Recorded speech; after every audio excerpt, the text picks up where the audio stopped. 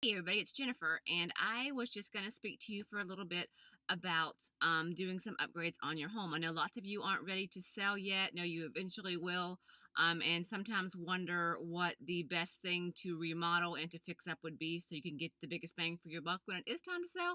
So I just wanted to give you a little idea of, around the ballpark estimate of what you might get in return when you do a remodel. So, say for example that you were going to put in a backyard patio, do some pour concrete slab, maybe put a pergola up, maybe a fireplace or whatever. You normally get about 60% of that back.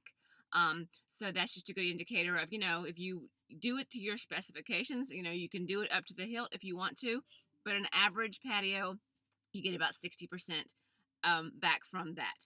If you're going to add a bathroom or remodel a bathroom, typically you'll get about 70% of your return when you go to sell your house on that. So another thing to keep in mind. And then if you are going to do a basement, if you are going to finish up your basement, you'll get about a 75% return on that basement if it is unfinished right now and you do decide to finish it. And then another big remodel people do are kitchens. Lots of people go and remodel their kitchen, and normally you get about 80% back on a kitchen remodel. Now, again, these are all estimates, and you can over improve for sure. You can put in, the finest marble from Italy, and you're probably not going to get your return back on that money. So there are some things that you need to keep in mind when you're doing it, but it is a good indication of where you might want to spend your money. And if you have any other questions about any of that, I'll be more than happy to help you. Also, one thing I do want you to keep in mind, and I run into this all the time, is if you are going to do a remodel and it is over $5,000, you have to get a permit for that work.